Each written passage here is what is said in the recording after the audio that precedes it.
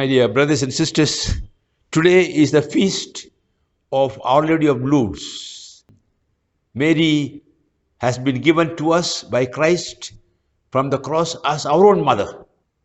Dying on the cross, Jesus turned to his mother, who was standing at the foot of the cross, and said, "Woman, behold your son." And to John, "Son, behold your mother." John was only a figure of each one of us. So Jesus gave Mary to each one of us as our spiritual mother. Mother of the spiritual life. We have the life of God within us. And she is always with us with the mother's love and care and tenderness. So every feast of Mary is important for us. We will listen to these readings. A reading from the prophet Isaiah. Rejoice, Jerusalem. Be glad for her, all you who love her. Rejoice, rejoice for her, all you who mourned her. That you may be suckled, filled from her consoling breast. That you may savor with delight her glorious breasts. For thus says the Lord, now towards her I am sending, flowing, peace like a river, and like a stream in spite the glory of the nations. At her breast will her nestlings be carried, and fondled in her lap. Like a son comforted by his mother will I comfort you, and by Jerusalem you will be comforted. At the sight your heart will rejoice, and your bones will flourish like grass. To his servants the Lord will reveal his hand. The word of the Lord. The Lord be with you. A reading from the Holy Gospel according to St. John. There was a wedding at Cana in Galilee. The mother of Jesus was there. And Jesus and his disciples had also been invited. When the wine ran out, since the wine provided for the wedding was all finished, the mother of Jesus said to him, "They have no wine." Jesus said, "Woman, why turn to me? My hour has not yet come." His mother said to the servants, "Do whatever he tells you." There were 6 stone water jars standing there, meant for the ablutions that were customary among the Jews. Each could hold 20 or 30 gallons. Jesus said to the servants, "Fill the jars with water." And they filled them to the brim. "Draw some out now," he told them, "and take it to the steward." They did this. The steward tasted the water, and it had turned into wine. Having no idea where it came from, only the servants who had drawn the water knew. The steward called the bridegroom and said, "People generally serve the best wine first, and keep the cheaper sort till the guests have had plenty to drink. But you have kept the best wine till now." This was the first of the signs given by Jesus. It was given at Cana in Galilee. He let his glory be seen, and his disciples believed in him. The Gospel of the Lord. So today is the feast of Our Lady of Lourdes. In 1858, from February 11th to July 16th, the Blessed Virgin Mary, Mother of Jesus, appeared to the 14-year-old girl, Bernadette Soubirous, at the cave of Massabielle in the city of Lourdes. Lourdes is a city that is situated in the south of France near the Pyrenees Mountains. So from the moment she appeared to Bernadette Soubirous, pilgrims began to flow to this place because Mary began to work miracles for the people. Thousands of miracles have been worked from then till today. Even today, miracles continue to be worked. Over 2,000 miracles have been certified as worked through divine intercession. This place is one of the biggest pilgrimage centers all over the world. God creates through the intercession of Mary. People who are sick, every kind of sicknesses, tuberculosis, heart diseases, cancer, or paralysis, cancer, or leprosy, people who are blind, lame, physical healings. But what is more important is the spiritual healings.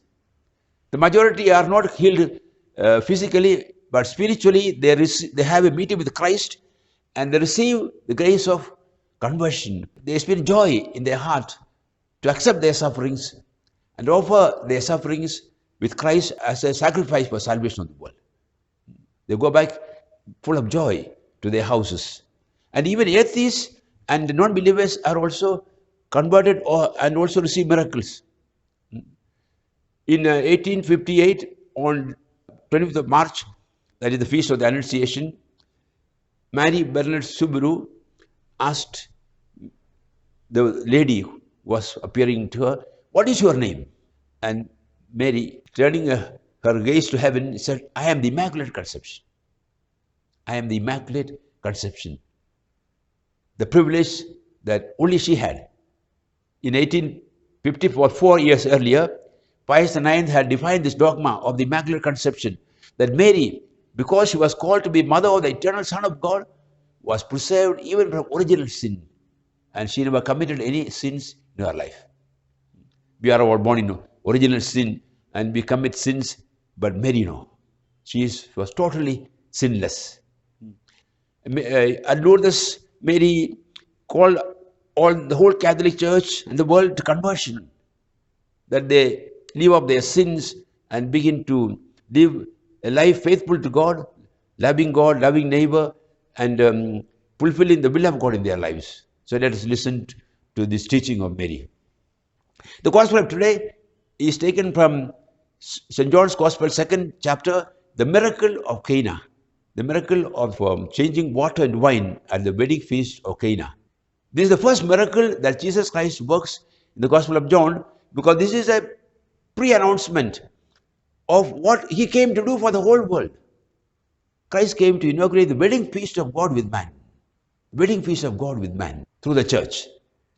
Already in the Old Testament, Yahweh is the bridegroom of the people of Israel, and Israel the bride. The covenant between Yahweh, Israel, this covenant was termed a wedding. Such close was the relationship between the people of Israel and Yahweh. But these people are unfaithful and they break this covenant. So God promised that at the Messianic times, He would cleanse the people and once again celebrate this wedding. Jesus Christ said He came to inaugurate this wedding feast with the church and through the church for the whole humanity. The wedding feast, Messianic wedding banquet, the kingdom of God. When John the Baptist proclaimed coming Christ, he said the bride is for the bridegroom. The friend of the bridegroom listens to the voice of the bridegroom and rejoices. Jesus Christ is the bridegroom and Israel the bride. So Jesus came to inaugurate this wedding feast. Again, when the disciples of John the Baptist and disciples of Pharisees were fasting, and Jesus the disciples were not fasting, they asked, "Why your disciples are not fasting?" Jesus said, "How can the friends of the bridegroom fast where the bridegroom is with them?" The time of his public life was the time of the wedding feast. So already at Cana, he announces this. Actually, Mary, when she said they have no wine, she was not just telling him to provide wine for that wedding feast, but she was inviting him to assume his role as the Messianic bridegroom and inaugurate the wedding feast that God had promised in the Old Testament. And Jesus says, "My hour has not come." He says, "Woman, my hour has not yet come." The hour is the time when He will ascend the cross and give His life, undergoing all the pain and suffering as an act of love for us. He will give His life for the church and purify her and unite Himself to her. We are the church. So Christ has united Himself to every Christian. Spiritually, we are one with Christ, a spiritual nuptial relation with Him in our hearts from baptism onwards, brothers and sisters. And rising from the dead, He communicated to us the resurrection, eternal life now. In Cana, He changed water into wine. Water was symbol of death and wine, resurrection. So Christ came to change our deaths, our sufferings into resurrection, joy, fullness of life. And so that in this world we experience eternal life. In this world we experience the wedding feast of God that Christ has accomplished. become one with him, and through him one with the Father, Son, and Holy Spirit. A foretaste of what we will experience in heaven, face-to-face union with God. Here we live in faith, brothers and sisters. So Mary at the foot of the cross is there as the woman. Again, Jesus will call her woman. She is the woman of Genesis. I will put enmity between you and the woman, between your seed and her seed, and he will crush your head. Jesus is the son of the woman, destroying the power of Satan, and she is the new Eve. So Jesus recreated the world through his passion, death, and resurrection, and already we live now the life of heaven on earth, the kingdom of God, the peace, the joy, the happiness of the kingdom Christ puts in our heart. He said, I give you my peace. And that is also what the first reading of today says from Isaiah. This beautiful reading says, now towards her I am flowing peace like a river. Peace like a river. And like a stream in spate, overflowing.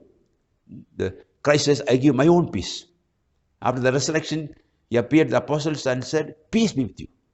This peace is the sum total of all the messianic blessings that Christ won for us through his resurrection. And he goes on, like a stream in spate, the glory of the nations. At her breast will her nestlings be carried and fondled in her lap. Like a son comforted by his mother will I comfort you. He is speaking of our spiritual life.